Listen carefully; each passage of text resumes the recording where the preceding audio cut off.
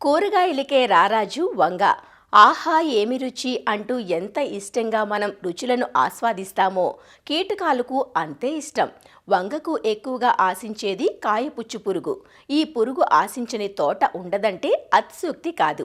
సమగ్ర విధానాలు అవలంబిస్తూ సాగు ఆరంభం నుంచి ఎంత జాగ్రత్త వహిస్తే అంత అదుపులో ఉండే ఈ పురుగు ఏమరపాటుగా ఉన్నామంటే తోటనంతటినీ స్వాహా చేస్తుంది.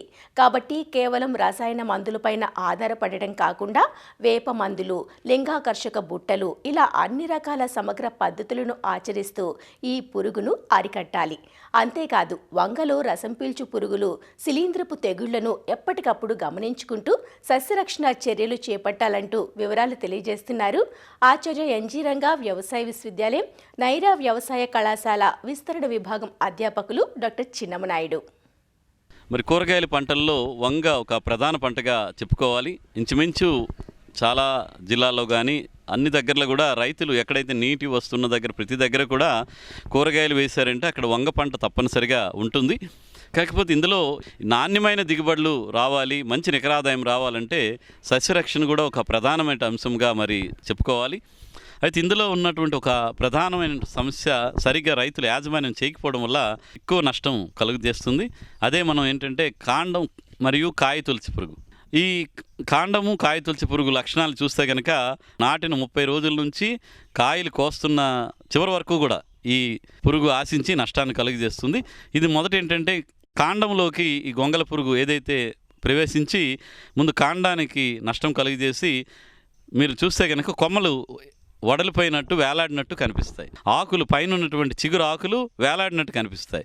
మీరు ఆ వేలాడిన ఆకుకి ఒక అంగుళం వెనక నుంచి కనుక కాండాన్ని తుంచి మీరు కనుక చూస్తే లోపల చూస్తే మీకు గొంగల పురుగు కనిపిస్తుంది. అదేవిధంగా కాయ తయారయ్యే దశలో కూడా కాయలోనికి ఈ పురుగుతల గొంగల పురుగు ప్రవేశించి లోపల ఉన్న కణజాలాలను తింటూ బ్రతుకుతూ తర్వాత మళ్ళీ దాని జీవచక్రాన్ని పూర్తి చేసుకుని మళ్ళీ బయటకు వచ్చేస్తుంది. కాబట్టి దీనికోసం రైతు సోదరులు కొన్ని అవగాహన పెంచుకొని నివారణ చర్యలు చేపట్టాల్సిన అవసరం ఉంటుంది. మీరు పంట మీద పరిశీలిస్తున్నప్పుడు ఆకులు పైన కాండం కొనలు కానీ చిగురు ఆకులు కానీ వడలిపోయినట్టు కనిపిస్తే వాటిని అన్నిటిని కూడా తుంచి సేకరించి నాశనం చేయడం కానీ లేదంటే ఒక గొయ్యి తీసి గొయ్యిలో పాతి పెట్టడం కానీ చేయాలి. తదుపరి మనం రసాయన మందులు పిచికారీ చేయాలి. దీనికోసం ముందు జాగ్రత్తగా ఏంటంటే మనం వేప కషాయం తయారు చేస్తే లీటర్ నీటికి 50 మిల్లీలీటర్ల వేప కషాయాన్ని ప్రతి 15 రోజుల వ్యవధిలో పిచికారీ చేయడం కానీ లేదా 5 మిల్లీలీటర్ల వేప నూనె అది 3000 ppm కానీ 1500 ppm కానీ అది కూడా ప్రతి 15 రోజులకు ఒకసారి పిచికారీ చేయడం. ఇది పురుగుతాలకు అన్ని దశల మీద పనిచేస్తుంది. కాబట్టి రైతు సోదరులు ముందుగా వేప సంబంధిత మందులు పంట వేసిన 15 రోజుల దగ్గర నుంచి ప్రతి 15 రోజులకు ఒకసారి మనం పిచికారీ చేసుకుంటూ వెళ్ళాలి. అదేవిధంగా ఈ ఫిరమోన్ ట్రాప్స్ కూడా మనకు అందుబాటులో ఉన్నాయి. దీనికి డెల్టా ట్రాప్స్ కానీ వాటర్ టీ ట్రాప్స్ అని చెప్పేసి వంగ పంట కోసం ప్రత్యేకంగా ట్రాప్స్ ఉంటాయి. ఈ ట్రాప్స్లో మనం ఈ ల్యూర్ ఏదైతే వంగలో కాండము కాయ తొలిచే పురుగు తాలక ఆడపురుగు విసర్జించే రసాయనానికి సంబంధించిన ల్యూర్ దొరుకుతుంది. ఆ ల్యూర్ని ట్రాప్లో పెడితే ఈ వాసనకి మగ పురుగులన్నీ కూడా అక్కడికి ఆకర్షింపబడతాయి. వాటిని సేకరించి మనం నాశనం చేయడం ద్వారా ఏంటంటే ఆడ మగ పురుగులు కలిసేటువంటి అవకాశం లేకుండా చేసి తద్వారా ఈ పురుగు సంతతి నిరోధించినట్టు అవుతుంది. తదుపరి ఏంటంటే పొలంలో కలుపు లేకుండా చేసి శుభ్రంగా ఉంచుకోవడం కూడా చేయాలి.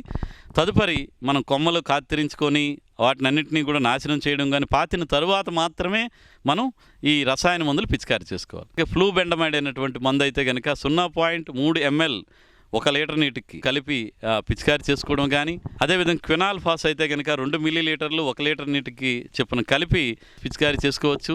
లేదనుకుంటే కనుక లాంబ్డా సైలోత్రిన్ అనేటువంటి మందును 1 మిల్లీలీటరు 1 లీటర్ నీటికి కలిపి మనం పిచికారీ చేసుకోవడం. ఈ స్పైనోసైడ్ అయినట్టు ట్రాసర్ అని అంటారు, అది కూడా 0.3 ml 1 లీటర్ నీటికి కలిపి పిచికారీ చేసుకోవచ్చు. మందులు మార్చి పిచికారీ చేసుకుంటూ వెళ్ళడం వల్ల పురుగు తాలూకా నిరోధక శక్తి తగ్గి నివారించడం కానీ ఉధృతి తగ్గడం కానీ జరుగుతూ ఉంటుంది. కాబట్టి సమగ్ర యాజమాన్య పద్ధతులు పాటించాలి. కొత్తగా వేస్తున్న వాళ్ళు ఎవరైనా ఉంటే పంట దున్నేటప్పుడే లోతు దుక్కు ఒకసారి చేయటం, అలాగే విధంగా పొలంలోని దున్నేటప్పుడే కార్బోఫ్యూరన్ అయితే 10 kg వరకు ఈ గుళికలను కనుక ముందుగానే పొలంలో వేస్తే చాలా వరకు ఈ ప్యూపా దశలు కానీ వేరే రకాలుగా నేలలో ఆశ్రయం పొందినటువంటి ఈ కాండం కాయతుల్చే పురుగు దశలు ఏవైనా ఉంటే నాశనం అవుతాయి కాబట్టి ఆ విధంగాను. అదేవిధంగా పంట వేసిన తర్వాత కూడా మొక్క మొదలలో ఈ క్లోరెంట్రా నిలిప్రోలెన్ కానీ కార్బోఫిరన్ గుళికలు కూడా మొక్క మొదల్లో వేస్తే అక్కడ కూడా ఈ కాయ కాండం తుల్చే పురుగు ఉధృతి తగ్గడం, లేదంటే రసాయనాలు మనం చెప్పుకునేటువంటి చాలా రసాయనాలు అందుబాటులో ఉన్నాయి. ఈ మందులు ఏవైనా పిచికారీ చేయాలి. ఇంకపోతే రసం పీల్చే పురుగులు వస్తుంటాయి. చాలా వరకు చూస్తుంటే ఈ దీప పురుగులు కానీ, తెల్లదోమ కానీ, పేనుబంక వస్తుంటాయి. ఈ రసం పీల్చే పురుగులు ఏంటంటే ఆకులు వెనకాల ఉండి రసం పీల్చేయడం వల్ల ఆకులు గిడసబారిపోవడం, పసుపు పారిపోవడం, మొక్క ఎదుగుదల తగ్గిపోవడం, పూత లేటుగా రావడం, కాయలు ఆలస్యం అవడం అనేది జరుగుతుంది. మనం ఆకు వెనకాల చూస్తే మనకి పేనుబంక కానీ రసం పీల్చే పురుగులు కనిపిస్తాయి.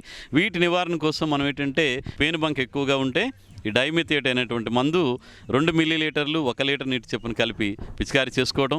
తెల్లదోమ కనుక లేదు దీప పురుగులు ఎక్కువగా ఉంటే ఈ ఫిప్రోనిల్ అనేటువంటి మందుని కనుక 2 మిల్లీలీటర్లు 1 లీటర్ నీటికి చొప్పున కలిపి మనం పిచికారీ చేసుకుంటే మనకి రసం పీల్చే పురుగుల ఉధృతి చాలా వరకు నివారించుకోవడానికి ఆస్కారం ఉంటుంది.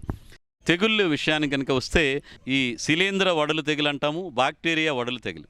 అంటే ఇవేంటంటే వచ్చినప్పుడు మొక్క చిగురు కొమ్మలు వేలాడిపోయినట్టు అవ్వడం, ఆకులు వేలాడిపోవడం, కొమ్మలు వేలాడిపోవడం, తర్వాత మొక్క వడలిపోయి చనిపోవడం అనేది జరుగుతుంది. ఇది 2 రకాలకు కూడా జరగవచ్చు. ఒకటి శిలీంధ్ర తెగుళ్ళు వచ్చినప్పుడు కూడా కొమ్మలు ఎండిపోయి మొక్క వడలిపోతుంది. అలాంటి సమయంలో ఏంటంటే మనం ఈ కాపర్ ఆక్సీక్లోరైడ్ COC అంటాము, అది 3 గ్రాములు 1 లీటర్ నీటికి చొప్పున కలిపి మొక్క మొదల్లో కనుక వేస్తే మొక్క మళ్ళీ పెరుగుదల మామూలుగా ఉంటుంది. కాబట్టి రైతు సోదరులు వచ్చినటువంటి పురుగులు తెగుళ్ళని గమనించుకొని ఎప్పటికప్పుడు సరైన నిఘా పెట్టి సరైన సమయంలో కనుక సస్యరక్షణ చర్యలు కనుక చేపడితే వంగ పంట నుంచి కూడా మంచి నాణ్యమైనటువంటి దిగుబడులు తీసుకొని నికరాదాయం పెంచుకోవడానికి ఆస్కారం ఉంటుంది.